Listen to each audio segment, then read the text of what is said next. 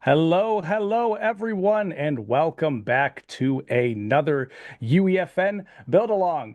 I am your host, Dan Hutnick, and today I have some of the folks from the Tech Dev Relations team who have graciously agreed to come on and talk about custom items and inventories. So let's get them introduced. You know them, you love them. We have Josh and Magnus. How you doing, folks?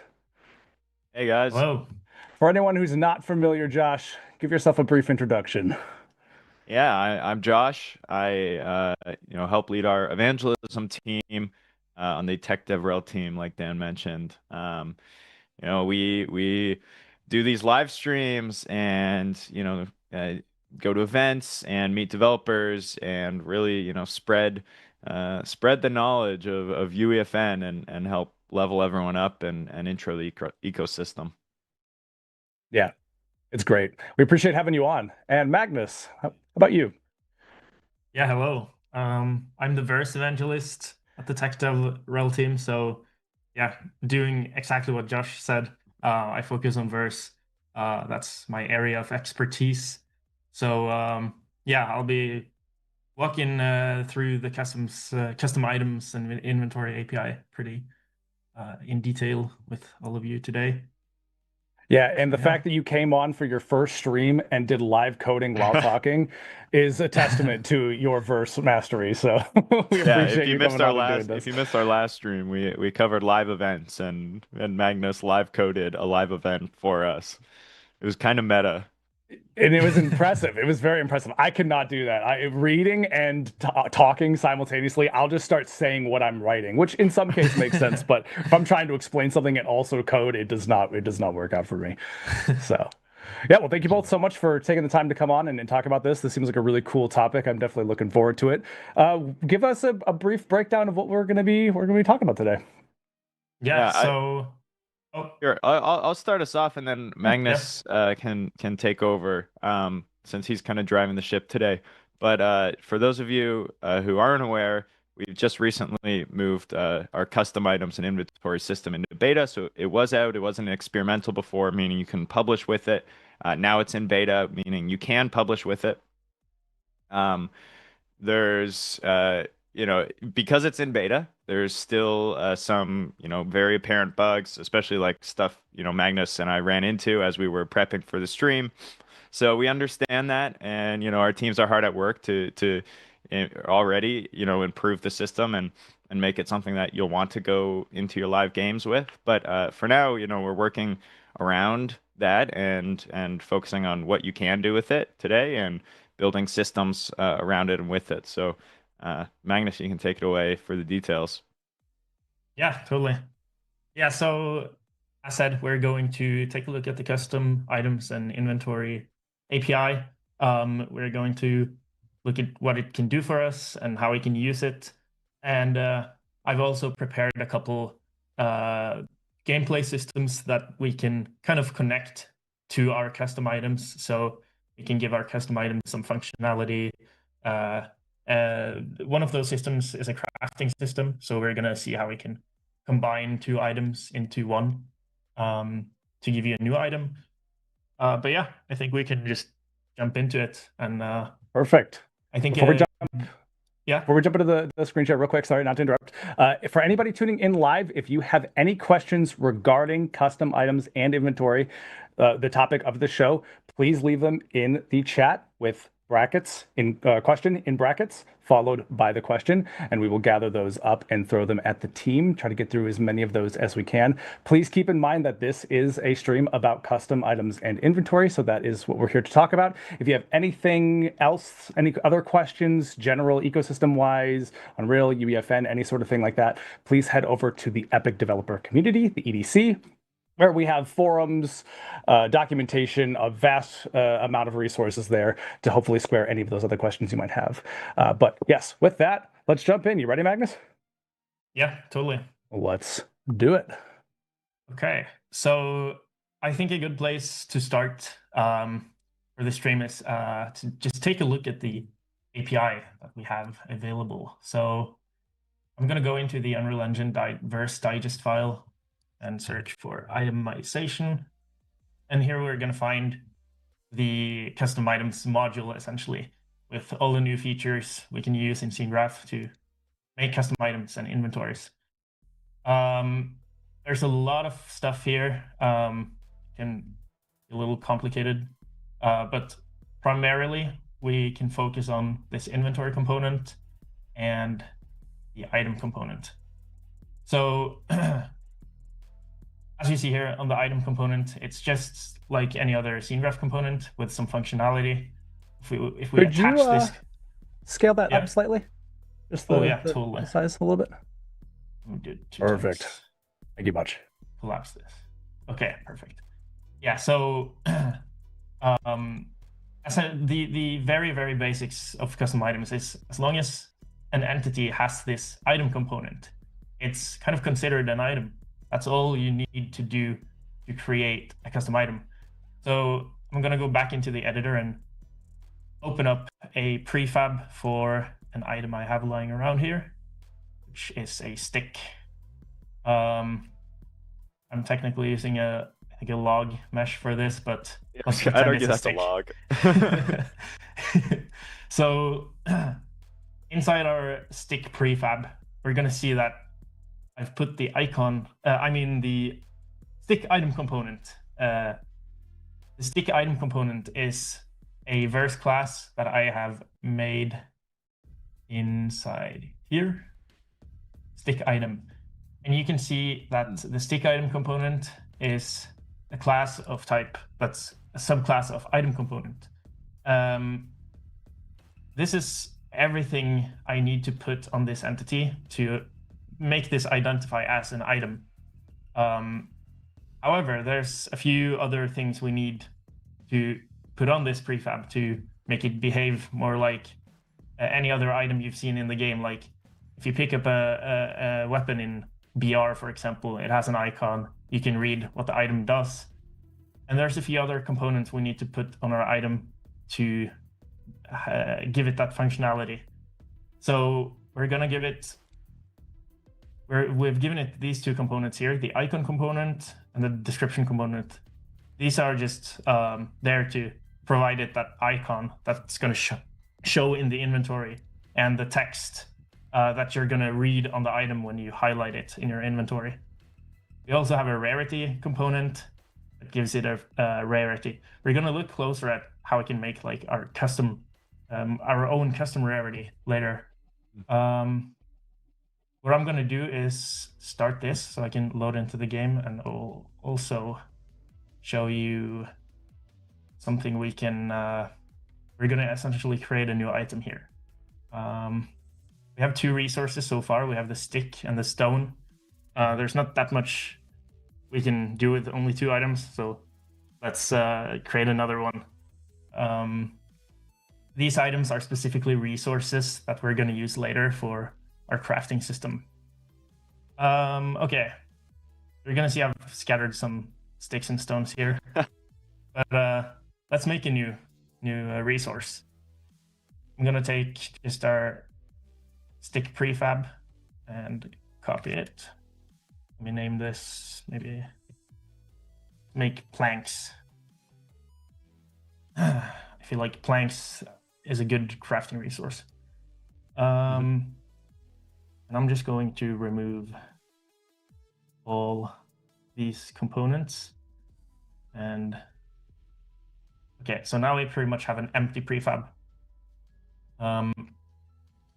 To turn this into an item, we can go into verse. We can create a new file. Let's call this just a blank. Oh, I already have one actually lying around. Blank item. Plank item component, again, will subclass the item component, and when you compile verse, that'll show up in this dropdown of components you can use. So let's add this to our prefab. Plank item component. Now we essentially have an item. It sounds weird, but this is an item now. But we want, again, to give it an icon. Let's find a good icon for a plank. I don't know if there's any inbuilt ones. We can we can cheat and do something that isn't really a plank. I can bring in a plank while you do the other stuff. Okay, yeah. Nice. Got one more quick question for you, Magnus. Is it possible to Yeah. also increase the scaling for the just editor itself Oh, that's slightly? a very good question. Should be under the project settings or editor preferences, I mean. Application scale. Beautiful. Thank you This so good. much. Okay.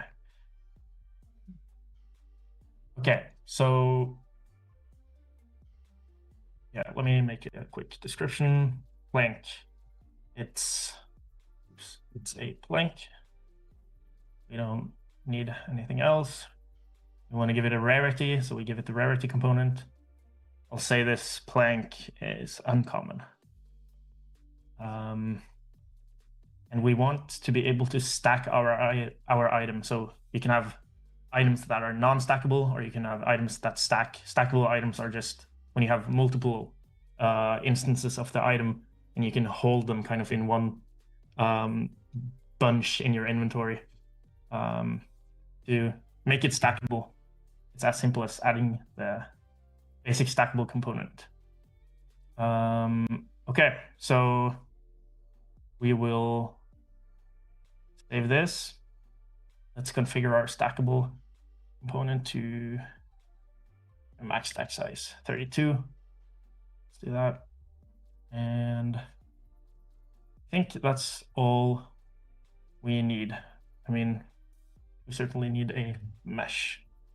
So I don't think we have a plank mesh. I'll just use something temporary. Here, I'm about to check one in. Okay, sweet. Oh, nice. The material is plank. Okay, nice.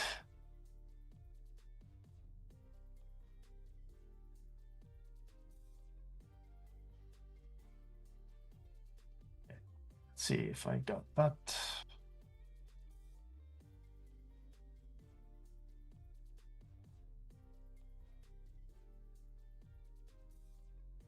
Perfect. Let's save and let's just see how large it is. Okay, we definitely need to. Oh no, okay, it's perfect. So let me put this plank down here. Let me quickly switch back into the game here and show that we can actually pick up our sticks and stones, and they will show in our inventory with the icon that they're given and the description. Now the stone is uncommon here. I don't know why I did that. It should probably just be common. It's just a stone. But yeah, we want to give our plank this pickup functionality. To do that, we have made a component, scene graph component called the item pickup interactable component. It is very simple. It's simply when you interact with the interactable component, it'll take the item and add it to your inventory with the itemization API function add item distribute, which will look through the sub inventories, all your inventories, and try and add it to one of them. So let's go into our plank again and just quickly add that. Pick up interactable. And we want to configure this to say pick up blank. No, we don't need a duration. Okay. So now we have three resources. We have sticks, we have stones, and we have planks. So let's see how we can actually use these new items to do stuff. Right now, we can just pick them up. They're just in our inventory. That's not fun. We want to do stuff with them. So I made this crafting bench here. And this crafting bench has a crafting system like attached to it. So I'll open up our crafting bench prefab so I can show you what that looks like. Where? items. Yes, workbench. So you're going to see that this crafting bench has a crafting component.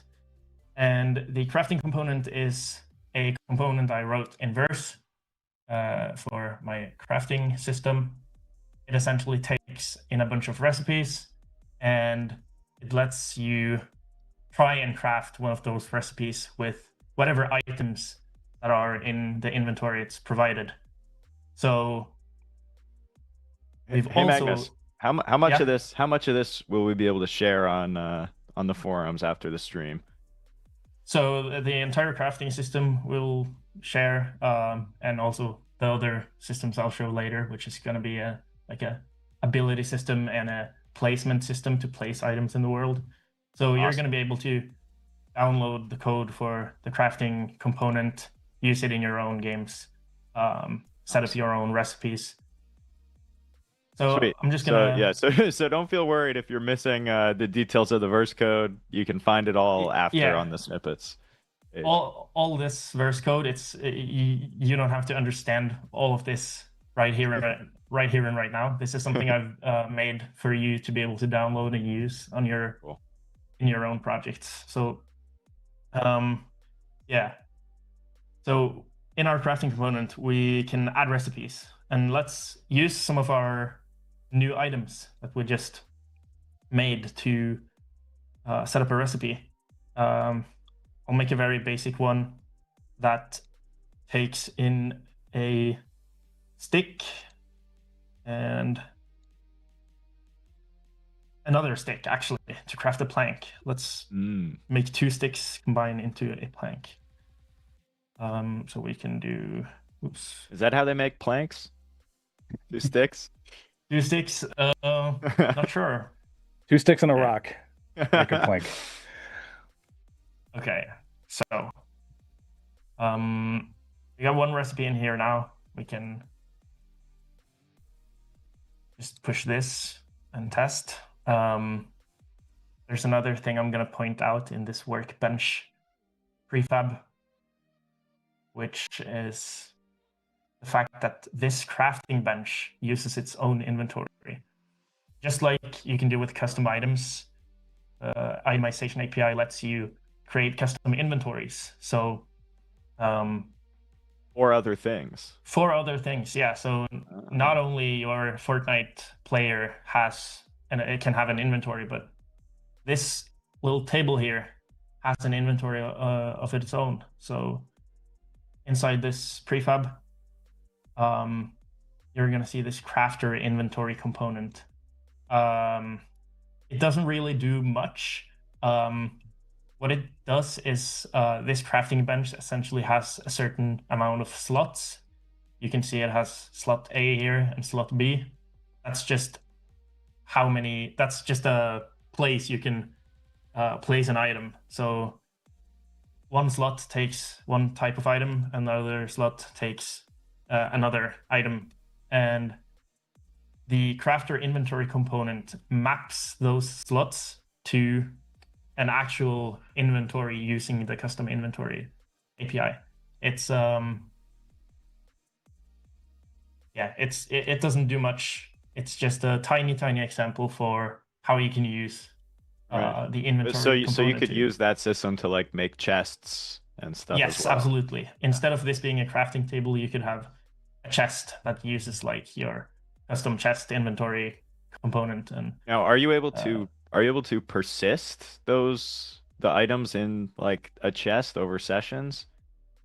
Because it's not tied to a player, probably not. It's not tied to a player. Right now, you can't. I think sometime in the future, that's definitely going to be possible. But if you want to persist, for example, the items in a certain player's chest, you would have to take the data of whatever's in the chest and compact it or serialize it in some format and store it as player persistence, as you would normally do with other persistible things. I mean, while we're on the topic, I did see a question in the chat, about what's the best way to persist custom items currently.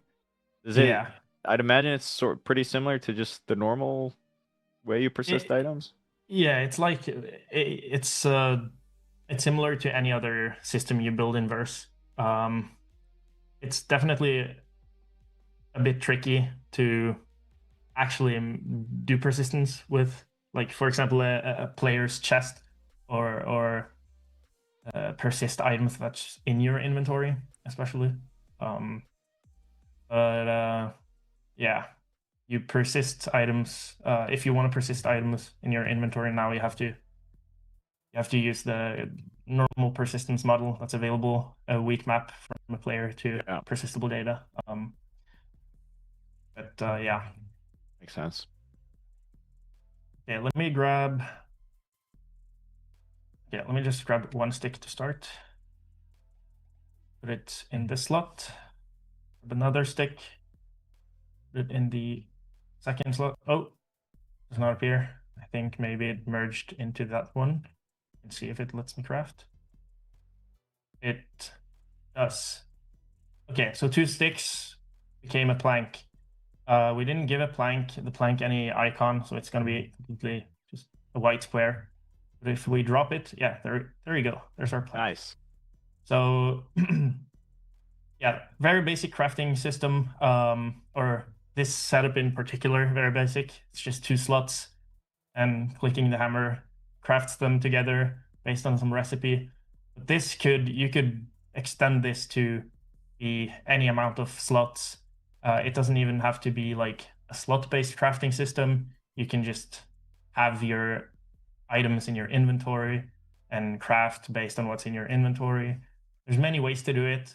Yeah, let's make another. Let's look at another item we can make a recipe out of. We have a tent. Now we don't have like leather items or anything, so we're just gonna make a silly recipe for this item. 3 sticks. Definitely sticks. Yeah, a lot of sticks. But so this tent, you're gonna notice, consists of multiple entities, and we want to be able to place down. We want to be able to pick up this tent, put it in our inventory, walk somewhere in the world, place it down, and rest for the night. Like, let's say it's like a set spawn point, sleep through the night feature in a game. So we want to be able to pick it up, take it somewhere, and put it down. Right now, it's worth mentioning that there's a problem with picking up items that has multiple sub-entities. So we're doing a slightly different approach by creating one prefab that's intended for in-world usage, and that's going to be our entity prefab tent. And then we have another item that's entity prefab tent item. And the way this works is the tent has a tent is the entity that has the pickup component here. If we look inside the pickup component, you're going to see it lets us specify a pickup provider. I've made 2 different pickup providers. One is direct pickup provider. That essentially means when this item gets picked up, it's the entity itself that goes into the inventory. It's this entity that becomes an item. But since there's issues related to that, I've made the alternative prefab pickup target provider, which lets us specify, okay, we want to create a new item based on a prefab and give the player that item instead. So we're going to give them the tent item. But after this bug is fixed, best path would just be to do it all within one. Absolutely. Best path would just to take that specific tent entity, the one we're using in world, give it an item component, and you can just throw that into your inventory. So that would just look like using, in my case here, just using this direct pickup and have it pick up this root entity. And then that gets sent into your inventory. But let's take our 10th item and rather give the 10th item when this gets picked up. And we're gonna, and this world entity is just to figure out which item do we need to remove from the world when picking it up. So similarly, in the 10th item prefab, we want a way to place it down in the world again. And there's many different ways we can do placement in a game. We might want to be placing our entities on a grid. We might want to place them just completely freely in the world. Or there might even be dedicated areas where you can place items. There might be a large set of restrictions for how you can place certain items. Like, it would make sense for a tent to be placed on a flat kind of surface, right? You don't want to place your tent on a hillside that's steep like this. So, so I've prepared a little placement system that we can use, which also will be shared after the stream for all of you to use. And that comes with this placeable component. And if I look at the tent's placeable component, we can already see a bunch of options here. We have a placement method. Placement method is just what I described initially, how you want to be able to place your item. Let's say we just want to be able to place our item wherever we look. So we're going to pick the look aim placement method. I'll say max range 3000 here, and yeah. And we also said we don't want tents to be able to be placed on super steep surfaces. So we want to make a restriction that tents can only be placed on surfaces with a certain orientation. And this is like a factor for steepness of the surface that you're placing the item on. This specific value means around 30 degrees steepness or less is accepted. Yeah, we could probably do some math to rather let you enter a degree value here instead of a weird math factor. And then, of course, when you hold the 10th item in your inventory, you want to be able to look around and see kind of a preview of, oh, where is this tent going to end up when I place it? Mm-hmm. So we want to give a way to see kind of a preview or a highlight. So just like the Fortnite building system. Yeah, exactly. And we can do that. That's also possible. Like, you can have various different highlighting systems. Like the Fortnite system just shows a preview. You could, I don't know, you could have like just a tiny crosshair in world saying where it's going to be attached. Mm-hmm. In our case, we want to just highlight the entire tent to see exactly where it will land. So to do that, we're going to choose this prefab highlight method. This requires us to give it a highlight prefab. So to accompany the other tent prefabs, we have this tent highlight prefab. As you see, this kind of blinks all the time to indicate that it's a placeholder or preview.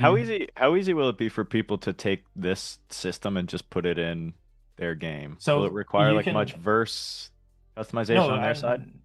Absolutely not. All you have to do is import this placement module here in your project with these files, and that's going to expose this placeable component. And if you have an item, if you have a prefab with an item component, if you place a placeable component next to it and fill out the details, that item is now going to be placeable in the world. Wow. So there's no verse setup needed, as long as you include the verse in your project. Fill out these details and how you want it to be placed, restrictions, how you want it to highlight, the button you have to press or the action you have to press to confirm the place, and what prefab to place when this item should go to the world. If you fill out all that, then it's now going to be placeable. That's pretty straightforward. It's like a placeable device. That Pretty much. actually kind of connects to a question that we got in chat, which was like, can someone do what we've been doing here in this demo without knowing or using verse? Maybe in this case specifically because you have so graciously offered a lot of this already, pre-built. But assuming not that, right? Like, how much would someone need to know verse to accomplish a similar goal? Assuming not that verse, I'd say verse is very. You essentially need to use verse to build something like that. You're you're interacting with the scene graph like a lot, and you allowing a system this modular kind of has to be built with verse. Right. But the good thing about this is we can share the code for this placement system, and you don't have to think about verse at all. You just include it in your project and then use it as you would use a creative device. But right. Yeah, if that wasn't the case, then it would be difficult to achieve something similar without using verse whatsoever. Yeah. And having this as a resource could be a good kind of starting point, right? Too, because it allows folks to jump in, have something that functions, and then they can reverse engineer or like build off of it as time goes on, or as their needs adjust. Yeah. Okay, so we can take a look real quick just on what this looks like. I'm going to pick up our tent. And again, this is missing an item. An icon. Let me just quickly fix that. So I'm going to go to this icon component on the tent item. And I think there's a tent icon. Yeah, provided by for that. So we're going to use that. Okay.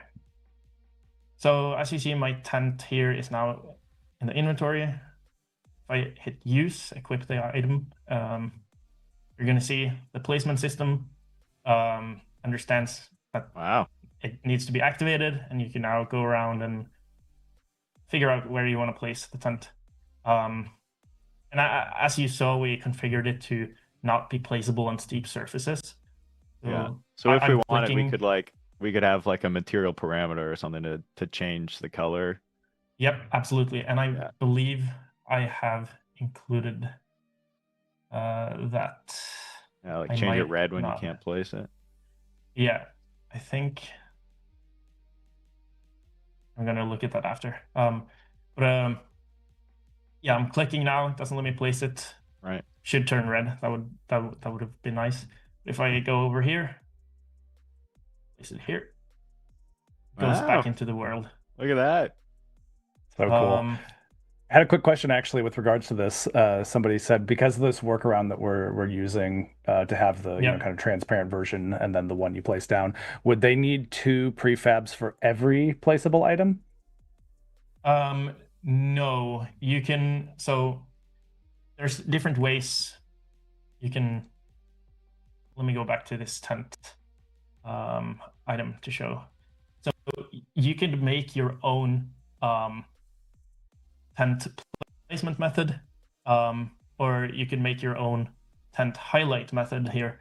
So instead of using this prefab highlight, you could rather do something like, I don't know, if you could rather take the item already, place it already in the world, but activate some function that says you're now in preview mode. And that way you could have only one prefab. That's both the in-world prefab and the highlight prefab.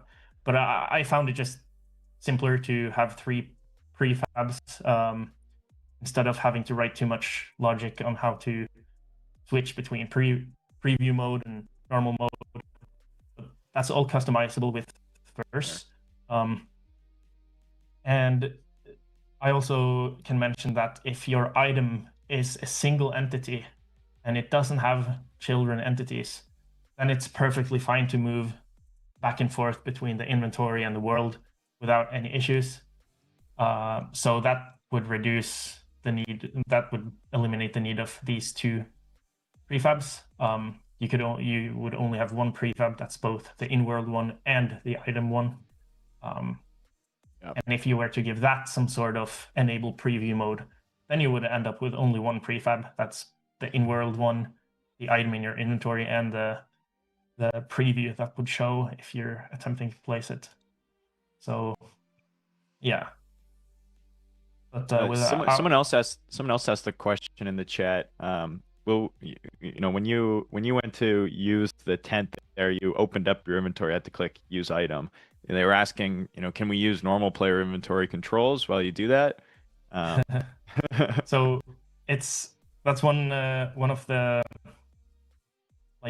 major issues with custom items at the moment. Yeah. I believe that in particular is going to be fixed in the very near future. But yeah, sometimes when you pick up an item, it doesn't let you navigate to it with like 1, 2, 3, 4, 5, 6. In this case, it worked for me.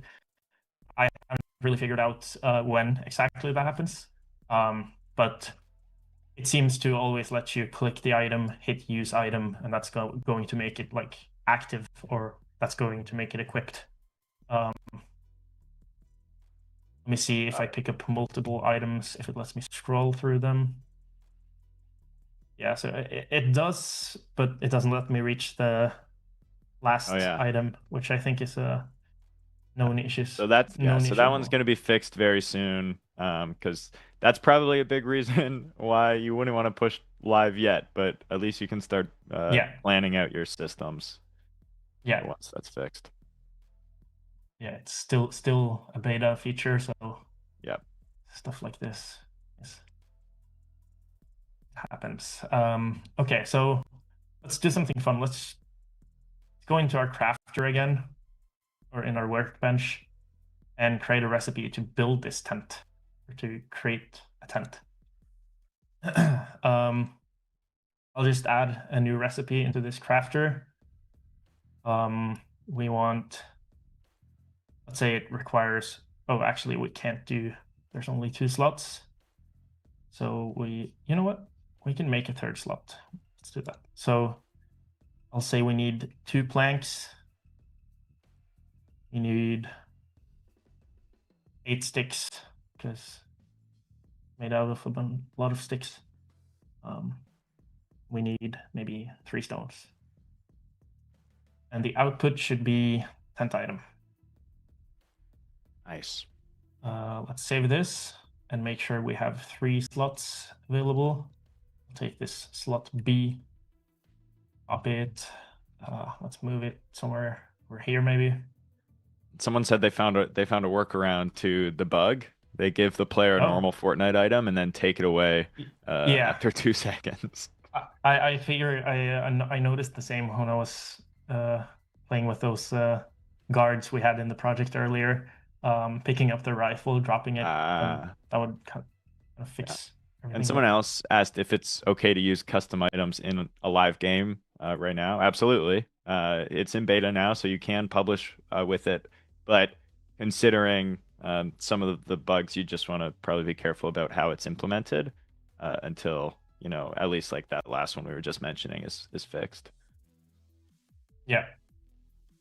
This is another interesting feature with this crafting system in particular.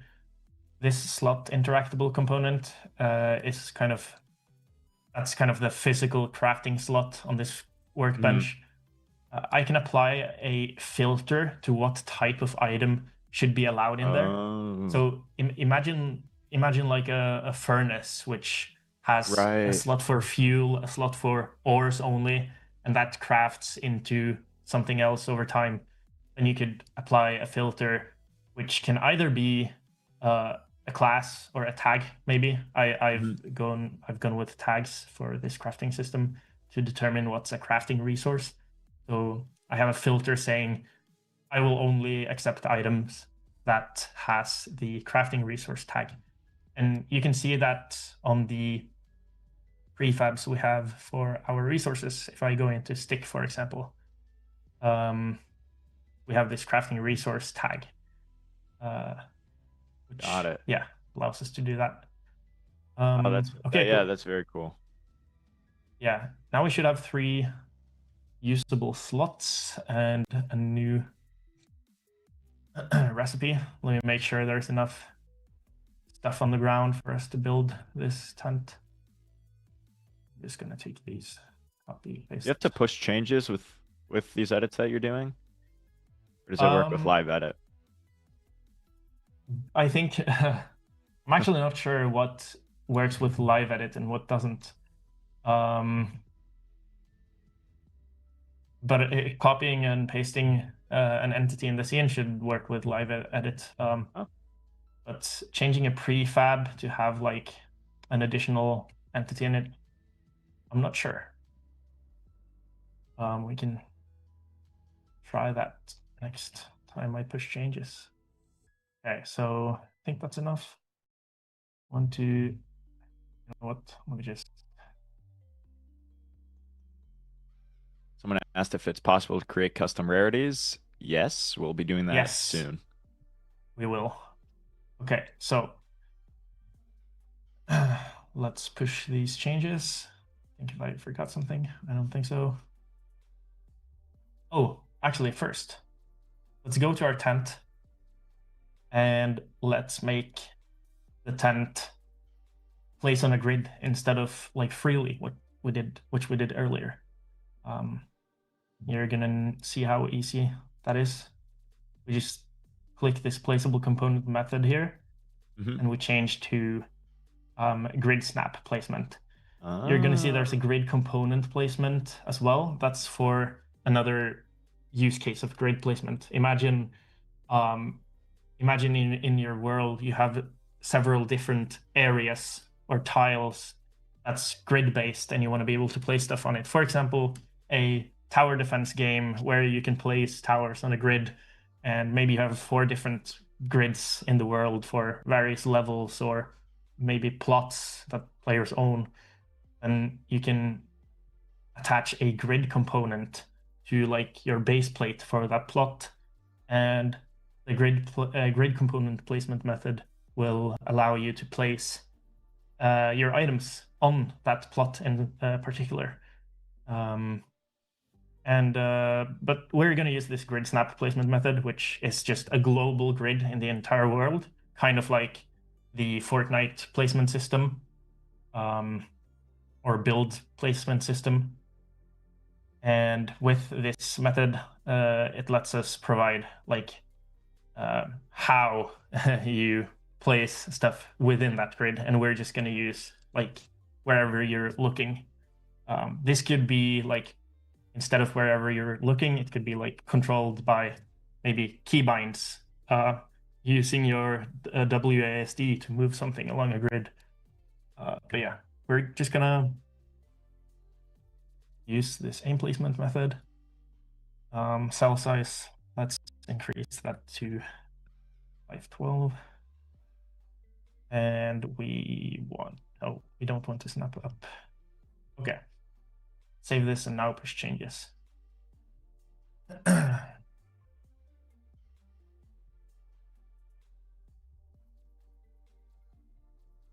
Nice. We can rapid fire some questions now while this is loading. We've been getting a lot of questions in chat, which is great. Absolutely. I've been trying to find a good time to interject some of these. I'm really trying not to derail Magnus if I can avoid it. But yeah, go ahead, Josh. You have a couple you think are pertinent here? We got a question a while ago. Are there plans to allow creators to be able to create custom building materials, shapes, etc. as a part of custom items? We were talking a little bit earlier, Magnus, about how like you do have access to some of the like building material slots, but like as far as like creating custom stuff, I don't think that's possible right now. Yeah, that's a good question actually. I haven't thought about that. Yeah, while I was testing all these systems for this stream, I accidentally put my Fortnite wall into the crafting bench. And I'm not trying to craft something with my Fortnite wall, so yeah, It's a good question though. If Yeah. So it's like kind of connected, but I don't think there's like much you can actually do with it right now. yeah, And not as for right the now. future on it, I'm not sure. We had another question here, which is there a limit on the custom game items in a project, or is it, for lack of a better term, endless or limitless? Hmm. Do we have a limit? I don't know. Custom. I know normal items used to be like it used to be like a hard cap of 100 items in a world, but I'm not sure if that still applies, and if it still applies, if it applies to custom items. Mm. That's it's Yeah. worth. Something there's one way to find out. Yeah, one That way was to an find easy way out. to do it. Worth trying to do that. Okay, so let's. Oh yeah, the NPCs are spawning. Let me just. I forgot the resources I need. I need. Okay, 2 planks, 8 sticks, and 3 rocks. Okay, you're at 2 planks, 8 sticks. 1, 2, 3, 4, 5, 6, 7, 8, and 3 rocks. Okay, still didn't give planks any. Okay, putting the plank there. It's kind of hovering. Doesn't matter. Sticks and our stones. Let's see if we get our tent. Oh, and we got our tent. Nice. Oh no, we got our plank, of course. So yeah, that's Oh. a little flaw with this crafting system here. It's very basic. It tries to match for the first recipe it finds with the provided items, and since we gave it 8 sticks, it made a plank out of 2 of them. So Right. I think if we pick up these, we have 6 sticks left. Yeah, it's kind of hard to see, but okay. So we have to quickly remove that recipe. So Magnus, what you can drop the whole bunch of sticks. There's no way to split the amount that you drop, is that correct? I think the Okay, you can drop half. drop half. Let me see if that actually works though. So how many did I? 3. No, okay, that doesn't work.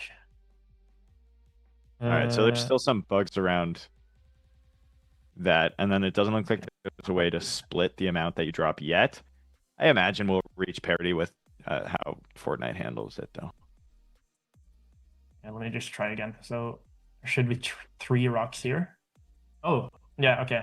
There seems to work. Okay. Oh yeah. We had a question here about how you dealt with doing things like dropping half the items instead of the entire stack, or merging them back together on pickup. Oh yeah, is that built in, or did you build that system?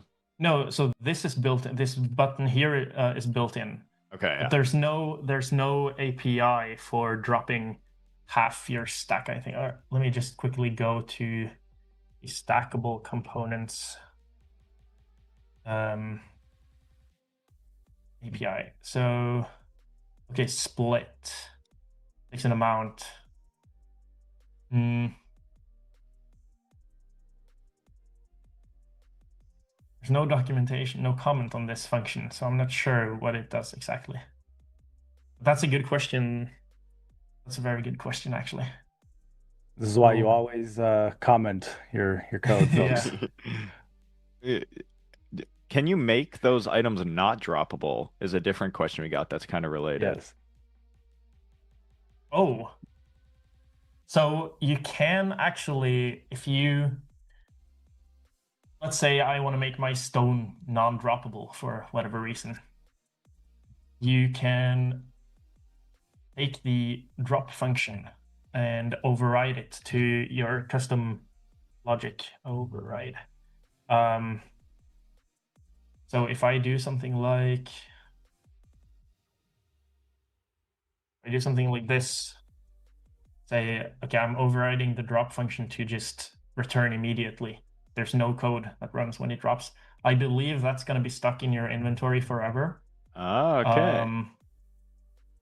You could also do like your custom logic here, like instead of adding it back to the scene where the player is, you can move it somewhere, or I don't know, like you can do whatever. It's all just your reverse code in here. There Got is, it. however, a thing where if I were to say like print dropped in the drop function, if I go in game and I try to press drop item, it's gonna print dropped one time. But if I press drop item again, it's not gonna print again. So yeah, it's a sort of that's a I think it's an issue, a bug, but Okay. that's all gonna be fixed very near future. Okay, so I moved our tent recipe just up top. So that's going to be the first one to match. That's kind of a hacky solution. Just first Right. checking, can we craft a tent? Yes, do it. Or if we can't, Right. then go to the next one. But it'll do. So let's push changes. Yeah, we still haven't touched the buffs and ability system that we have in store, which is really cool. By nature, you want your item, you might want your item to do something when you hold it and click, like, let's say you want to make a weapon, you want it to do something when you press like fire, or your like aim button, the other mouse button. So that's Yeah, we're getting a lot of questions around custom weapons. Whether it'll be possible. The answer is yes, eventually. The other question was, around what's the difference between the two. Uh, the answer there is really like, you can technically, and Magnus is going to show it off, like you can make your own custom weapons with the custom items system. But custom weapons, how we're thinking of it, is, has more to do with the existing Fortnite weapons system and components around that, and yeah, like guns that you can hold in your hands and yeah, edit there, and so the ranged weapon or the ranged items is coming later. yeah. That do a good job, Magnus? I think so. Yeah. Yeah, we have some examples in store, at least very cool example in store for kind of like a custom weapon, and then we can try and copy that and make a new weapon later in the stream. Let me go out of modeling mode. Yeah, we could also since we are using tags to determine what's a craftable item, or I mean a item used for crafting, you could even like have weapons, whole weapons, or you could make the tent a craftable, not a craftable, but a part of a crafting recipe, for various reasons. Maybe you make a game where you have a tent and you find like a upgrade module. You can combine those into like a tent tier 2 or something and do fun stuff like that. True. Okay, so now Bigger tent can hold one more player. Yeah, exactly. Okay, so I think I have enough now. It's very not ideal with these white icons being under the number of items I have. But I think I need more of these. Yeah, should have enough now. And Please those don't. icons can be just any texture that you upload. Yes, We're just exactly. working with default ones and blank ones. Yeah, so in here on the icon component, you can set this to literally anything. Yep. If I want I haven't imported any icons or textures in this project, but if I wanted to, I could literally set it to this water so noise texture. so we could go and make a picture of the log item and have that be the icon. That's all doable. Okay, so let's see. Hopefully we get the tent now. We do. Nice. And we have some items left. We didn't use all our items, so I'm gonna take, just for fun, sticks, craft 2 planks, because why not? Nice. Drop and drop. Okay, let's go and place our tent, which should now be on a grid, which it in fact. Oh yeah, look at that. Is. So, yeah, it doesn't snap with rotation, but that's completely like customizable. That. Yeah, me too. Lets you choose where you want the entrance to be. I want it to face this pathway. Is it here? Cool. And just to verify our crafted tent. Oh, oops! Now I'm entering build mode. Crank some 90s for us. Whoa! How do I get out of this? Are you stuck? I think I just don't know the keybind. I'm on not my. Pull your hand out. I'm trying. Oh, because I have F as edit build, and okay, let me go to. While we adjust the keybinds, I had a quick question in chat. We addressed this earlier, but we have folks coming in and out all the time. So the question was, when can I publish maps with these features? And the answer is right now, right? Yep. Yeah, you can publish right now. No, yeah, publish you can't. Let me see if this fixes it. Okay, it does. Yeah, placement seems to still work. Cool. We solved it. Okay, maybe we can take a look at making some weapons or abilities. So you might have noticed this staff thingy that I forgot to remove before the stream. Spoilers, yeah. Yeah, foreshadowing. So let's try and make a weapon. So there's a lot of stuff that needs to kind of be in place in order to make a functional weapon that does cool abilities. So I've prepared a ability system that goes along with a stats or buff system, you can call it. It's very similar to systems like the gameplay ability system from normal Unreal. You essentially have a bunch of attributes like damage, health, strength, poison, maybe, and those attributes can be modified by buffs, and abilities lets you maybe spawn temporary buffs to your character, or an ability might spawn like an attack from a weapon. So yeah, let's do that. Open this debug staff item, because we're going to use a lot of components from this. Actually, let's just look through the list of components on this entity. So this debug staff already uses some of these components that comes with the ability system. But let's first notice that the debug staff item, it has an item component, just like any other item. In this case, we have actually not given it the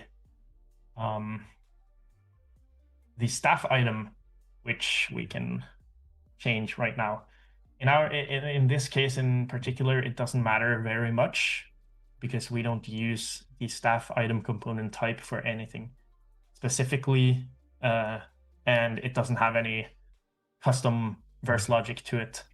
But just to do this in a good way, we remove the old item. Oh, whoops! Now I'm not doing the right thing. Okay, here we go. Let's add the item staff item component. Okay, and we need to give it a category. We can say this is a ranged weapon. let's see. We have our item component here. We have our icon component. This is a bug now currently. Let's change that to something more interesting. We have like a weapon fire. Like this campfire icon. If I were good at Photoshop, I would have made my own texture, but I'm not. Okay. Description, debug staff. It's not a debug staff anymore. We want this to be a staff of fire. Shoot a fireball with this staff. It's a very boring description. Could have made this much more thematic, I guess, or magical. Hey Explains Magnus, what's happening. will this code be published as a snippet on the EDC? Chat wants to know. Yes. The entire ability and buff system will also be published. The crafting system will be published. The placement system will be published, and all the like utility code, I guess, that is required for those to work will also be published. Amazing. On the same topic, do we have a rough timeline of when that will be available? I definitely think that's going to be available this week, like before Friday.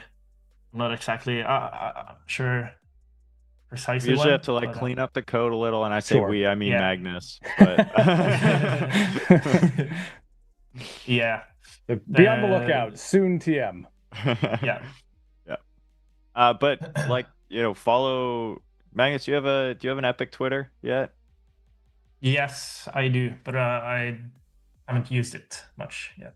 All right. Well, find Magnus on Twitter, and he can post when it's added. That's a good way to do Yeah. this going forward. Yeah. Sometimes we have Right. the Epic account tweeted out also. I just can't remember if we have that planned for this one. And for Okay. anyone watching the VOD on YouTube, we'll put that in the pinned comment too once it's available. Yes. Okay. So we're missing one related component for our item to be complete, I guess, and that's a rarity. We want to add the rarity component, and now we can actually consider creating our own rarity because I don't want to use any of these. There we go.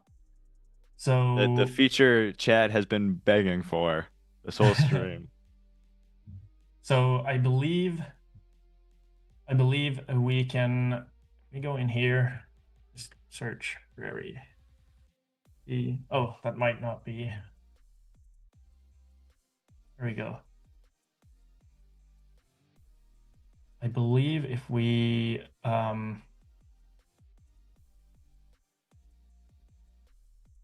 take this class, let's try this.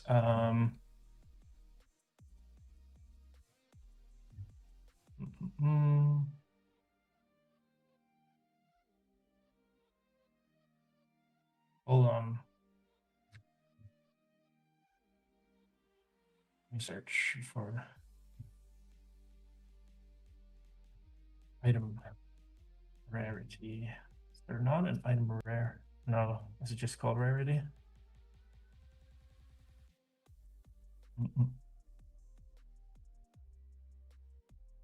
Okay, I think if we simply do this, let's call this magic rarity. I think we do this. Magic rarity. I like it. Hopefully this works. Then should be able to give it a color. Override color, and then Josh, what color does magic? What color is magic? What color is magic? See, I'd say purple, right? But that's what rare is in Fortnite. The other one I was going to say is blue. Blue is Yeah. often, Oh wait, no wait. mana. Blue is things rare. like that. Purple is. Should we do like a pinkish purple? Yeah. Okay. So we can either take one of the. Yeah, I'm seeing Okay, pink. That's true, and that's not a pink. pinkish purple. Okay. Do you have to spell color like an American, or did you just determine? Did you decide to do that? If you can do this if you want. Necessary code. Color is spelled like this in the Verse API. I don't know if this is American or the British or. That's funny. Fine, But if fair, you do this fair. in the top of your Verse file, you're free to do whatever color. Oh, there we go. Color. Built-in translation. Yeah. Will that be in the snippet? Yeah. I don't think so. Okay. Pink. What makes up the color pink? Just blindly guessing. Let me bring up a. I think you need like the color code. Picker. Yeah, I'm gonna find a good color. Okay. Perfect so, color pink. Yeah, I found a good color. We need 0.9984. And then need That's my favorite color. 0.984. 0.984. Josh wasn't very popular in like school because everybody like mine's pink and he's like mine's 0.984. Mine's 0.984, 0.168. Yeah. Okay, I think this should be a pretty cool pink color. So let's compile verse and see if our new rarity is available. Need to save something.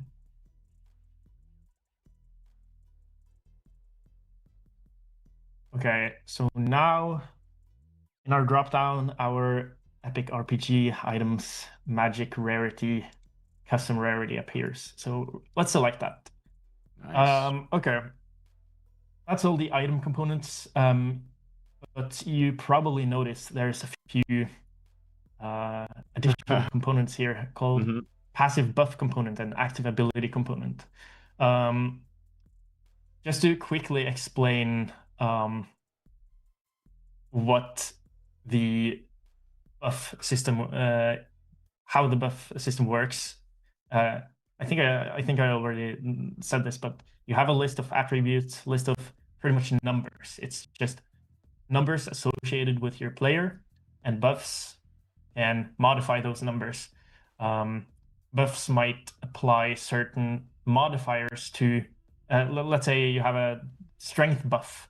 That buff might add a multiplier to your damage attribute. And that's exactly what the passive buff component lets you add to this custom item. So let's say you want a custom item that gives you, as I said, 2x damage when it's equipped.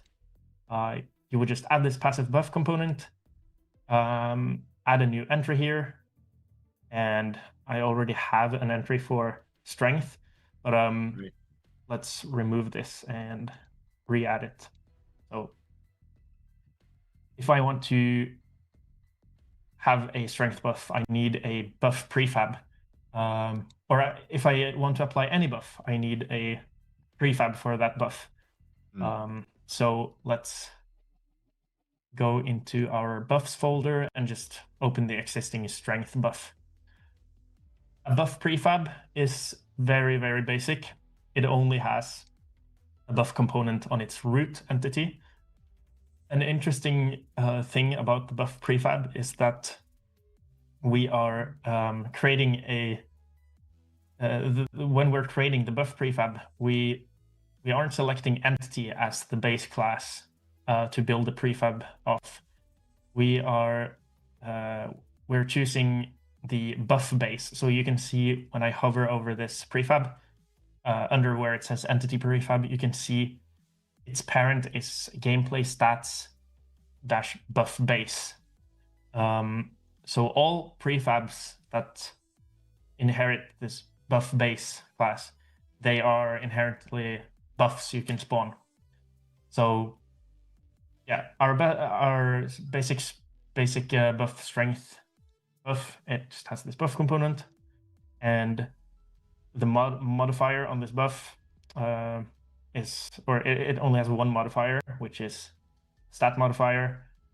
Yeah. And we want to modify the damage multiplier on our character. These stats are defined in code. So for our epic RPG game in particular, we have this stat types first file where we can create however many attributes the player should have, as long as they inherit this stat value class. So if we want, for example, let's say we want a poison effect, or like the character can have a certain amount of poison ticking on them, then we just create a new class and inherit from the stat value class, which comes with the stats and buffs module, which will be published after the stream. So all you have to do to add a new stat is just make this class, compile verse, and when that's compiled, it's going to show up in this dropdown as poison. So nice. In this case, now I've made my buff, instead of doubling the amount of damage I do, it's going to multiply the amount of poison I have by 2. It's a debuff. It's a debuff suddenly. You can also choose to rather add to that attribute or even override. So when this buff gets applied, it'll ignore the current value it has and just set it to a certain value. We're going to take the like I can already see us building out, an armor system, and you can have like negative poison, effect, and exactly. Yeah. Min-max your So armor cool. set based on the dungeon you're going into. Love it. So I love how easy that is to set up too. Like that wasn't hard. Yeah, it's all about just configuring your buffs in the prefab editors and selecting what you want to do, what the gameplay should look like from these drop downs, pretty much. So if we now want to make it so when you hold this staff, you gain this buff strength, this strength buff. I mean. You can add this strength buff prefab in this editable, but then you might ask, how does the system know that it should apply when it's being held? And that's the resolver's job to figure out. So every buff has a resolver. A resolver essentially figures out when should this buff apply. I've pre-made 3 different resolvers. Another job the resolver has is also attaching the buff to, or figuring out what target to attach the buff on. So I've made 3 resolvers for our basic game: a while in inventory resolver, a while equipped resolver, and while equipped on character resolver. So we're just going to use this while equipped resolver. What that's going to do is, whenever this staff item component is equipped, these buffs, or this buff will be applied, the strength buff. And you can have another buff that has a different resolver that activates on some other condition. But we want it to give you strength when you hold the staff. So yeah, we're going to choose this. That's it for our buffs. But we also want the staff to have some abilities. You want to be able to actually summon something, I guess, when you use the staff. So for that, we have the active ability component. The active ability component lets you define an array of abilities the staff should have. These abilities are kind of tied together with the item component, and they will activate or the abilities will be able to be executed when the item is being held. So here we have our first ability. For each ability, we have to define a trigger when we want essentially the ability to be executed, and an action, what should the ability do when it gets executed. You can also define a cooldown, which is just duration for, it's like a cooldown for how often you can do the ability. And then there's an option for cost. Let's look what this ability does. So we want to spawn okay, actually, let me remove all these abilities. Let me remove all these actions. Let's make new actions here.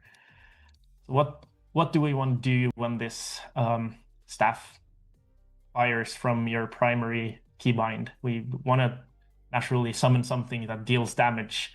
So we can use the spawn prefab action, which will take in a prefab, and it will essentially just spawn it with a certain amount of distance ahead of your character too, as an option. We called this staff the where is it? Description. Staff of Fire. So for that, we've prepared a cool fireball that we want to be able to shoot out of this staff. The fireball is a completely independent entity. It's not like directly related to the staff in any way, but it has this projectile component on it, which is again a component that you will have available through I think this is in the abilities module. Yes. The projectile component just handles logic for a basic projectile ability. We've predefined the speed, max lifetime for this fireball, some damage, and we say that we want this to be able to pass through walls, and we have an option saying attribute to instigator. This is a very specific option, but what this does is when this fireball deals damage or has like effects tied to the ability system, the fireball will essentially say, I blame the player that shot me for damaging you. And then various things that you've defined should happen when the player damages something will run if the fireball hits someone. If this is off, then the fireball is kind of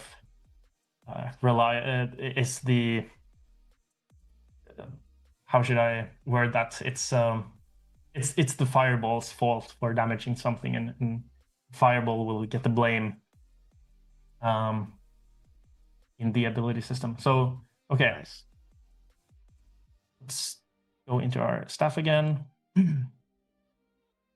And spawn this fireball.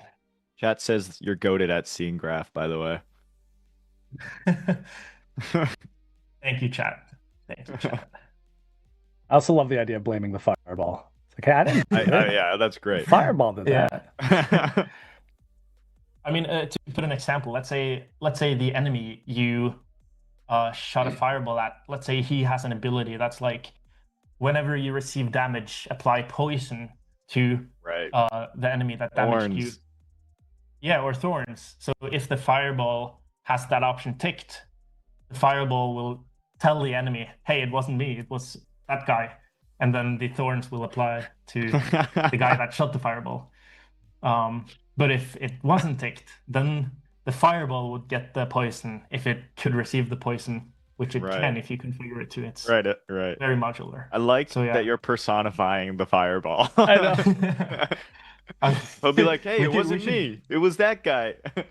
You know, we should have put like two googly eyes in front of this. I also just really like the Imagine idea of the fireball catching poison somehow. Yeah.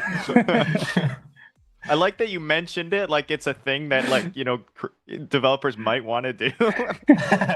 I mean, okay, let me make a very crazy but practical scenario. Imagine the fireball has penetration, and if it passes through one enemy that has some sort of water protection, the fireball gets reduced damage for the other enemies it might hit after piercing through. So that's one Fair. Okay. example, but in the very non-practical, in the non-practical application, if somebody makes a game where you play as a fireball that catches poison, just let me know. I'm ready. And we'll play it on our next game stream. Okay, so we have our spawn prefab action. And let me remove this too. Let's keep the cooldown at 1.5 and let's give it a cost. So a cost can be whatever. You can make an ability cost money from your currency system. You can make it, if you have a pet system, you can sacrifice one of your pets to cast the ability. That's very not good, but you could. But we have this stat resource, which essentially just makes an ability cost a certain amount of your attributes. So you might have noticed earlier, but we have a mana attribute, and we're going to make our ability just cost like 25 mana. And okay, that's one ability. Let's just have, I have a secondary ability here, which is print action. It'll just print how much mana we have. The reason for that is we don't have any UI for this game, unfortunately. But this will let us see how much mana we have left. Okay. Let's save and try this. And just for fun, let's delete this and make it a craftable thing. Yes. Why not? So I accidentally deleted all the recipes. That's fine. We don't need the tent. Let's make the staff cost 2 sticks and a stone. That would probably in many other games become like a spear or something, but but not in Poison a Fireball Tycoon. Yeah. Stone. Okay. I'll put staff item. And also a side note, our staff item is literally just one entity. So this doesn't experience those issues with moving them back and forth the inventory. So this prefab you see here is just unused. And you're also going to see that on the pickup component.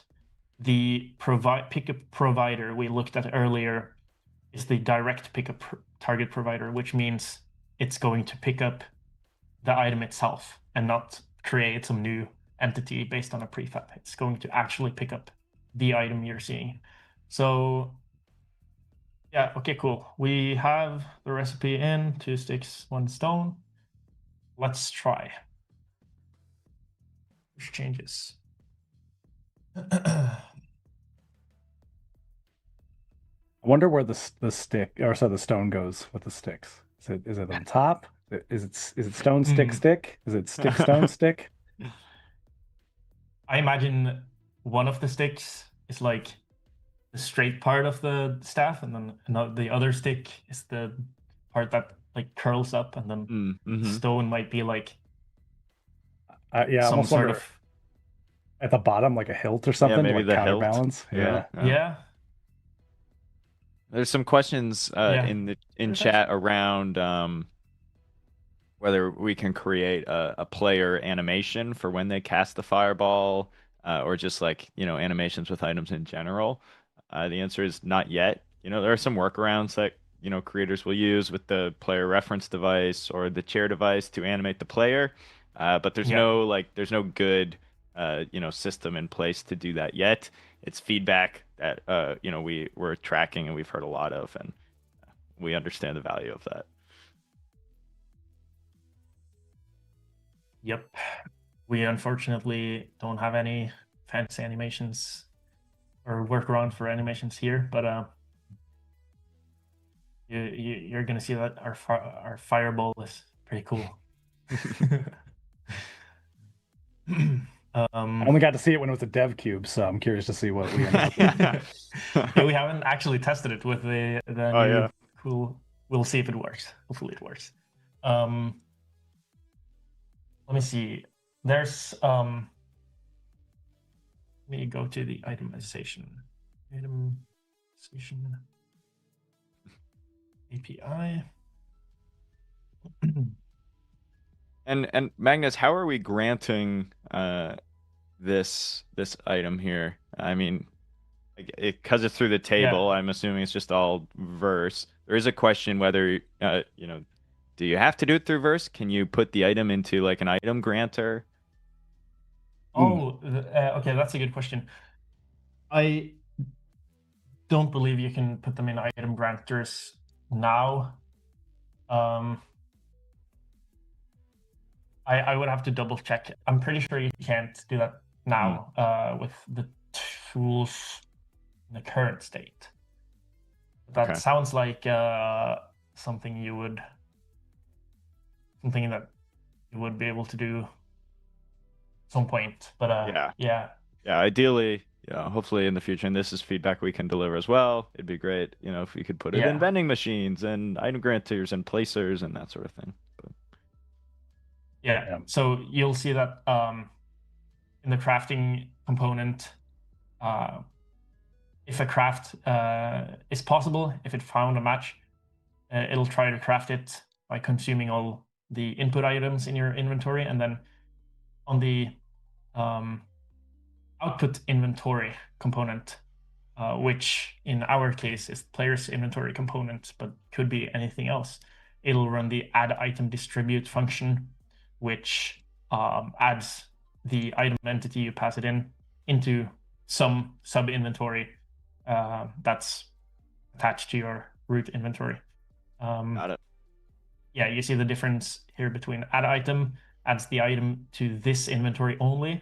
Add item distribute adds the item to this inventory, including sub inventories. So it's going to look for a valid spot for the item. Got it. And yeah. Okay. Yeah, that makes sense. Yeah. Let's see. Go to item component. Can we add, and I'm not asking you to do this right now, but this is a question from the chat. Can we add sound components to the custom items with a meta sound cue so that, if we were to launch our fireball, we could have the fireball effect? I believe so. Like, I don't see why not. So we can actually just try it. Oh, yeah, we need to make a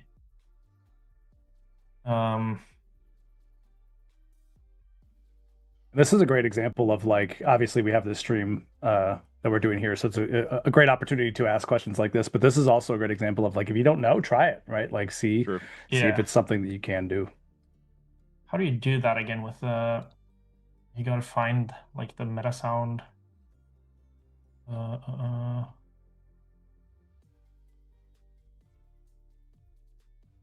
audio? Up, of course. I think. I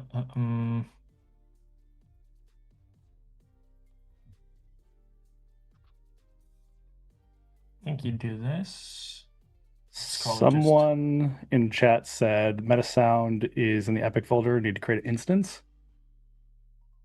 Yes, not raw asset. Yeah, I think that's what I'm doing now. Okay, yeah. Then we can. Okay, no, that's definitely not the right.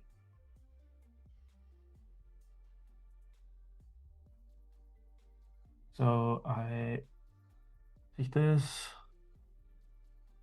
Earlier, someone asked, how would you add a speed up buff? Now that one's a little different, I believe, because you'd have to reference the movement modulator. Is that right, Magnus? Yeah. So Yeah. in the case with our system, you'd do something like create the speed attribute in code, and then I'll show you. I gotta. You can do your Yeah, sound thing first. That was that was just me throwing it out there. I mean, it'd be like how you do it now, I'll except just show it really quick. So I have a player how many manager. times can we derail I Magnus know. in one live stream? We're like fourfold into derailing Magnus. So this again very quick, but a player manager that gives a player state entity to each player. Right now I have something like a max health binding component, which makes sure the max health stat always reflects to the Fortnite max health. Should also have one for the normal health, but I don't have one. I have a stat regen component that regens stats based on entries that can be dynamically added to. And then you could also make like a speed stat binding component, which instead of binds to the Fortnite health, it binds to some of the devices that lets you modify speed. So yeah, totally doable. Awesome. Okay, so here we got the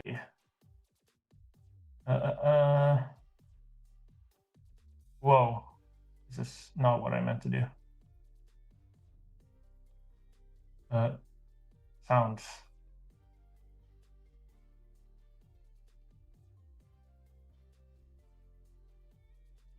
I actually don't remember how to do this. Let's see if somebody has an idea. Yeah, The chin chat. Create presets. Yeah, I think that's what I did. Am I just missing a sound asset? Should be a lot of Fortnite sounds I can reuse, though, I think. Anyway, let's take a look at that later.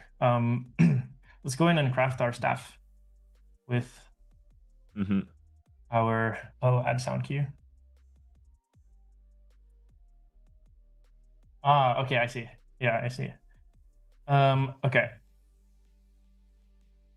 2 sticks, 1 stone, craft.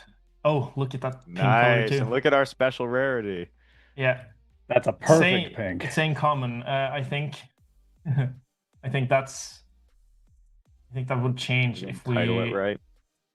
I don't think we can set a title explicitly there, but I think we can do something like instead Not of using common, rarity, we swear. can use I think if we were to use like legendary rarity, it would say legendary. I do kind of sure if love we the can say- idea though of putting like an extremely powerful weapon, but just calling it a common and see if anybody notices. All Yeah. right. Well, that's good Okay. feedback then. If you can't change that now, I'm just gonna check. We'll let the team know. Let's see. The staff item. Did we? Oh, I totally forgot to show what the second buff was. So we also have another buff, which I've made a buff prefab, which is pretty much just like a display. The buff is it shows a thing in the world. And in our case, the thing it shows is our staff because we can't actually hold the item in any way. We have just made it float attached here to the character. Let's try this on some bad guys. If I click, that guy was like, "No, man, no." He ran in with the staff. He's like, "I'm not involved in this. I'm out of here." Let's actually first test our secondary ability to check our mana. Okay, so we see in the top, we can check our mana. I'm actually noticing it's running twice, and that's because I'm using the wrong event. But it should work regardless if we try and shoot. Oh, okay. That looks so much better than really 10 minutes before we went live. Yeah, that looks The lighting is cool. Yeah, the lighting was a great call. Okay, that's way cooler than the Wow. default dev cube. Yeah, I can't emphasize this enough. Like literally, like 15 minutes before we went live, he showed us, and it was just a gray cube. Yeah, it was the default cube. And I was like, why don't you just throw this material on it? And then we put this together in like 5 minutes. And then we attached a light as well. To see it go from the dev cube to this in the short period of time that you worked on it is actually kind of like extremely impressive. I still have love for the dev cube, but this is definitely cool. We should probably turn on health bars on these guys if that's possible. I think they do. I think you're just killing them in one hit. Oh, am I? Oh, whoops. Oh. That one died in one. Yeah. Attack someone without a sword. Attack a bystander. Oh, it shows. Okay. So yeah. we'll see. But yeah, see, those guys have more health. Wait, so if I here. Yeah. Yeah. Yeah, so these now note this. These NPCs, they have 100 health by default, right? And if we look in our let me just do this real quick. If we look in our ability component, in our ability prefab, which is the fireball, you're going to see that the projectile components, as we're only supposed to deal 25 damage. Then remember, we created a buff on our staff that's saying whenever this staff is held while equipped, activate the basic buff _ strength, which we open that again.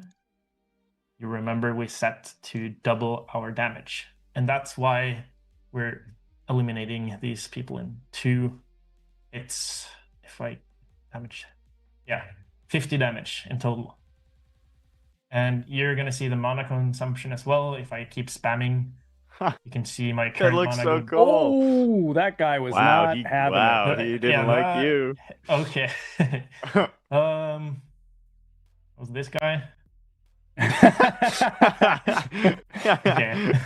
Instant revenge. Yeah. So add sound real quick because it's cool.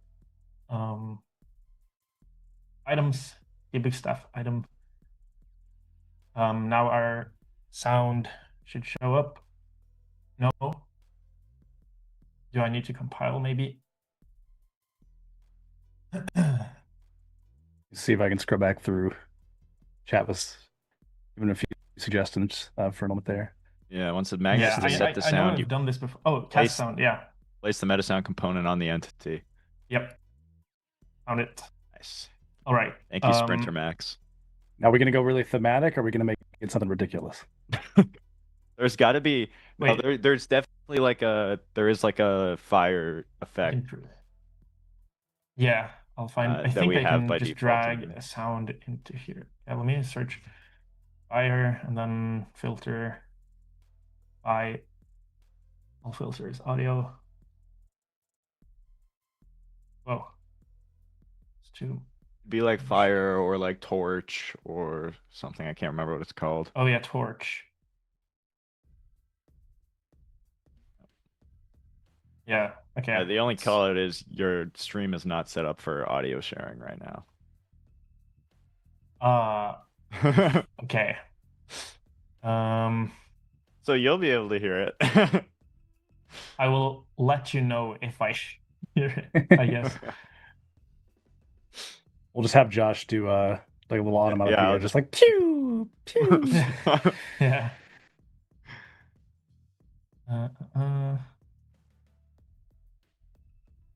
You shoot the fireball and it just screams, "I'm poisoned." Oh, good callback. No, I can't write. Okay, I honestly, I've completely forgotten how to add sound on sound components. That's all right. We did throw it at you like literally in the middle of another demonstration. So. Yeah. Yeah. Let's see if they said anything. Mm.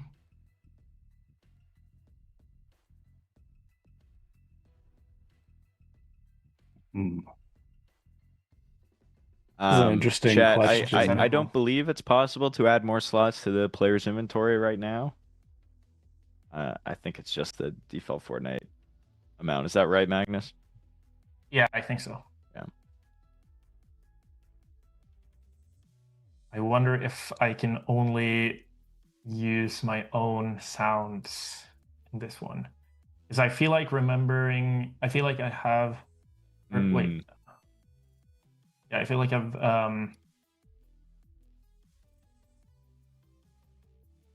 not So sure you'll have to though. go record a torch audio, is what you're saying? I don't think so. Let's investigate for a couple more seconds. No worries. While you do that, we can maybe throw another couple questions. I know it's like super distracting to do so. No We've gotten problem. quite a few good questions though. Yeah, great That's good. questions this stream. Really good ones. Yeah.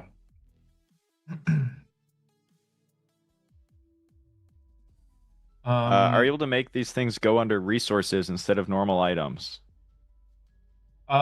Yes. So if you give an item, for example, our resources items, let's say our stick, if we change the if we go into the stick item component, there's a categories setting here.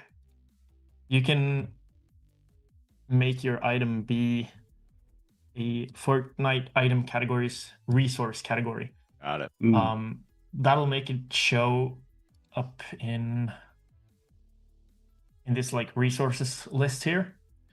The problem with that, if we were to do that, I don't think we can actually equip that item to interact with our crafting system. But then you could have another crafting system that just like has pre-made recipes, and you could press a button like, I want to craft this item because I know I have these resources that are listed, and then it just pulls from your inventory. But yeah, in our case, we've made them like world items so that we can equip them and list them like this. Chad asked a follow-up to my question. Can't you make your own inventory though with custom inventory? And so you can just use that instead? Yeah, you can, absolutely. Like you have to associate that inventory with the player in some way, and you can't attach or interact much with the actual player entity. So kind of a workaround, if you want like a custom inventory for a player, is to have a player state entity that's associated with the player in a way. And on that player state entity, you can add like a inventory component, custom inventory component that you handle in your way. So yeah, totally doable. That wouldn't show like in this inventory screen though. So then you would have to make your own UI for that inventory. But yeah, totally doable. Well, we are getting close to the hour here. I know we've had a lot to talk about. Was there anything else we wanted to kind of go through, Magnus, before we speed run some questions? I mean, it would be cool to get the sound to work, but if we can't hear it on stream, it's not that important. More than happy to have maybe you we can work on it, but I will probably distract you with all the questions. But we can get the sound set up for when we put it on snippets. Yeah. I'll show you something cool we can do. This fireball prefab, what we actually can do here is take we can take okay, let me copy the fireball prefab and make a new kind of, let's make like a tier 2 fireball attack, which would essentially just, I do this, let's see, fireball 1, And then we remove. Trying to do this quick.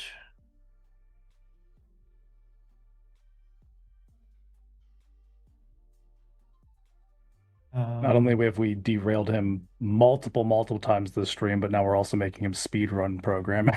So I can make Fireball a tier 2 prefab, and I can use my other Fireball inside of this prefab and create 3 Fireballs. And let me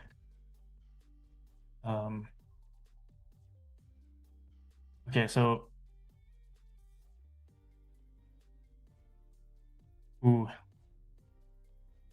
yeah, we would have to change something about the spawn prefab. I have to give it a new option. Essentially, what I'm trying to make now is like a fireball spread shot. So one fireball goes down the middle, and then 2 other fireballs goes to the sides. We can do I'm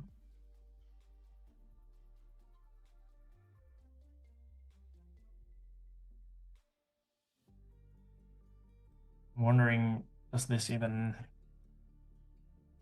have editable?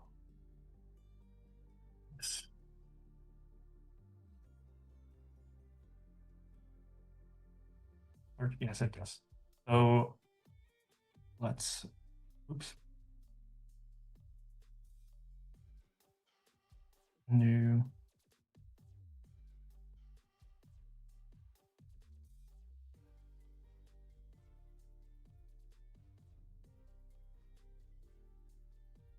Do we, I think, will this be function at all? No. I am in awe watching this. This is I know. crazy. Rotate.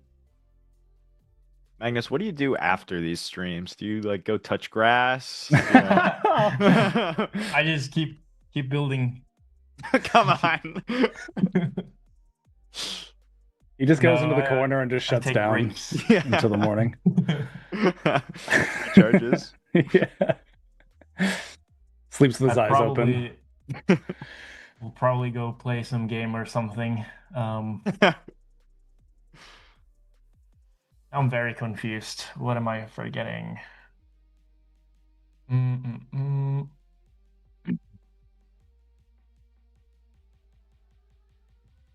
Another question in the chat, will this map be a feature example so we can see how the prefabs are created and connected?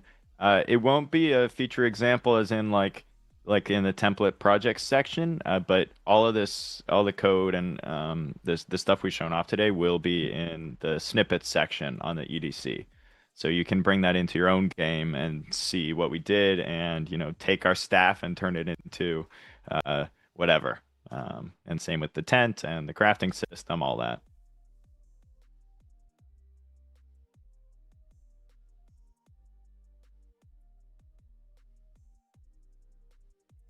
Am I the only one that hates rotation math? No. You have at least one other person. It is me. Yeah.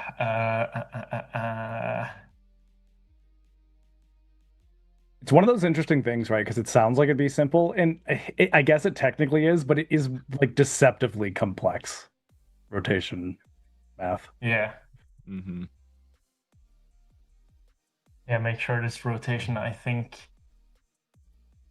Right. Will be like, wait, what is that API like? Make sure initial. Oh, but that's, wait, what? Okay.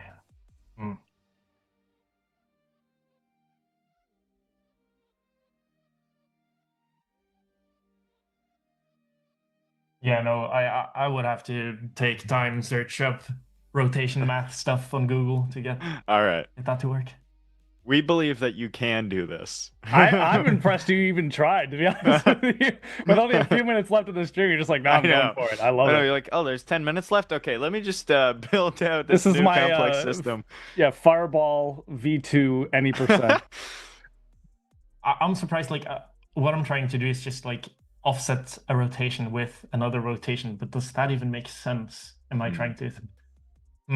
Hashtag, he asked, what are we doing right now? We're trying to, well, Magnus is trying to make our fireball weapon shoot out 3 fireballs that all go in different directions. One. And Let's then... do this. They all go straight forward, but there's 3. Perfect. Oh, okay. Oh, so they're not at an angle?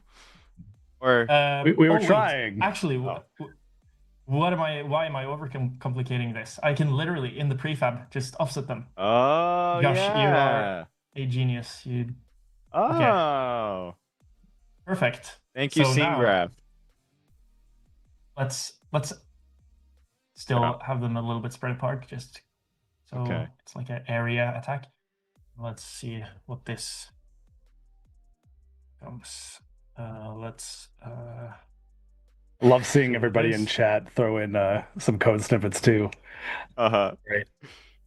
Yeah, make sure there's rotation between, or make sure there's rotation X3 direction. Okay, yeah, and then okay. This is another really great example of like there's not just one way to do this. Like there's many ways to achieve the same outcome. Oops, I need to quickly go into our... Ed Bones says that's the idea for the next stream. Just rotations. Yeah, rotation math. A full rotation two hour long stream on rotation math. I don't know why, but strictly rotation sounds like a mall, like a store in a mall. Yeah, true. Yeah. I'm gonna go get a soft pretzel and then head over to Strictly Rotations. Pick up some math. Yeah, what would they sell? It's just like a bunch of compasses and things like that. Yeah. Okay, so I need to change this to Fireball 1. And then it's going to use the new attack. Unfortunately, it's pushing changes now. Cancel button didn't work. I will hopefully get it in time. Is this a good time to throw a few questions at you? Because we are short on time, but we do have quite a few questions to get through. Yeah. Go ahead. With it.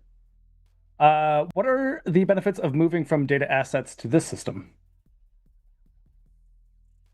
From data assets, I mean, I'm guessing they're asking from like some data-driven way of making what scene graph kind of solves with, like it sounds like they're asking just why use scene graph. I mean, I feel like the main benefit is what we've been showing throughout this live stream, how you can build your components in Verse one time, and then you have extremely much flexibility in the editor to configure stuff.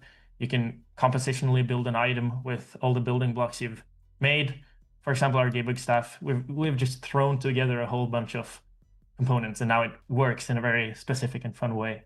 And with scene graph, for example, the spawn prefab action we're doing when firing the staff, we're passing in another scene graph prefab, which just gets spawned and does its thing. So I feel like that's one of the main benefits of using scene graph in a very intended scene graph heavy manner, I guess. Yeah. We got another a chat here that says we need to make that an in-game store franchise. Strictly Rotations. Who do we have to talk to on the Fortnite side to get that?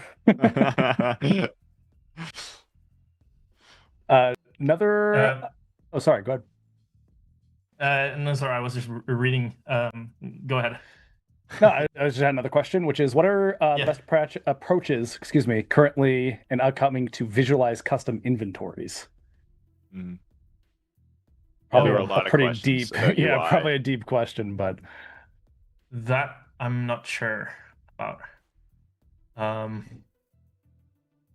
Yeah, I unfortunately don't have any answer. Is it connected to the view model system? Do we know? Right now, I don't believe so. But one thing I guess I can say is that in the next update, which is this week, custom items should like how when you enable custom items, you get like this weird alternative Fortnite inventory, but custom items in the next update should use like the normal Right. BR kind of inventory. So I think any bugs you're experiencing with the inventory UI in particular, like the selection and the fact that it loses like the custom inventory UI stuff Right. when you use it, I think that's things that might be fixed with the next update. But yeah, I would guess so, since it's going to be using another Fortnite UI setup. But Yeah. we will see. And yeah. all right, we're going to try to get a couple more out here. Unfortunately, we do have a pretty hard out here at the hour, so we're going to try to do a couple more questions real quick, and then we will have to wrap up, unfortunately. Yeah. Is it possible to add your own Fortnite item category? Yes, similarly to oh no, you see sticks are now okay. Yeah, similarly to rarities, we can change categories, and you see I've made sticks a resource from earlier, which is not good because now we can't craft. Hopefully this doesn't require a full push by throwing down the debug staff. Should be able to just start the game. Yep. Hopefully there's 3 fireballs firing now. Let's see. Item. Oh. Okay, so they're going kind of. Wait. Fire Not again? sure. Oh. Okay. Did the parent get rotated by any chance? Probably. Yeah, Oh. there's probably some. Okay, but it's definitely somewhat of a spread shot. Oh, And it also looks like it's based off of your character's movement, maybe? Yeah, it's like it kind of feels like you're directing it. Oh, yeah. Oh, you got yourself. Whoops. Achievement unlocked. Yeah. Well, probably. That's really cool, though. Eliminate yourself with your own poison fireball. Achievement unlocked. Okay, well, it's at least somewhat of a spread shot, but yeah, I think it's what you're saying. The route probably got messed up in some way. That's so cool, though. Yeah. Yeah. Well, thank you everyone for all of your great questions. We'll have one more to wrap this up with, and that is, how can someone become a pro at Verse? Not just talking tutorials, but like, because there's a lot of great tutorials, but everything that you could do or need to know to become a pro at Verse. So really, I think to level up your Verse game from just making gameplay with API and stuff, I think to get to the pro level, you should definitely take a deep dive in like programming principles and theory and kind of what makes up a programming language. Verse is a very, very well-designed language that takes inspiration from many, many different programming principles. And I think learning those various principles and how, for example, various different type system works, you will kind of start to see how you can leverage the Verse type system to more easily and more flexibly write code that lets you create, for example, these components we've looked at today. Yeah, I think a lot of it is just getting good at programming in general. Yeah. But yeah, that's kind of for the past the tutorial point, as you said. Yeah. Only watching UEFN tutorial.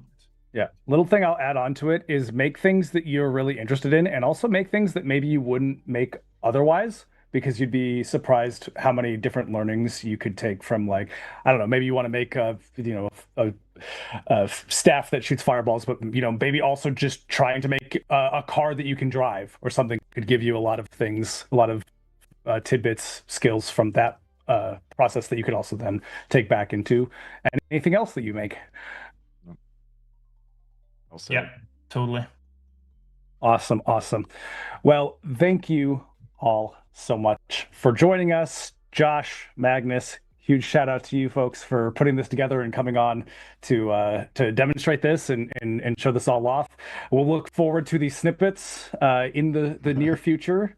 And yeah, thank you all so much for joining us and your questions. We're sorry that we couldn't get to all of them today, but we really appreciate them. There's a lot of really great questions here, and we tried to get to as many of them as we could without derailing Magnus too much. So Absolutely. that is going to wrap up today's build along. Again, huge thank you to our wonderful guests for today, and a huge thank you to you all for watching as well. If any of you came partway through the stream and wanted to rewatch a section, no worries. We post all of our streams in video format that can be viewed on demand on our Twitch and YouTube channels. One last big thank you to our guests for joining us today, and we will catch everyone else in the next UEFN build along. All right. Thanks, everyone. Bye, everybody. Yeah, Bye. thanks. Bye.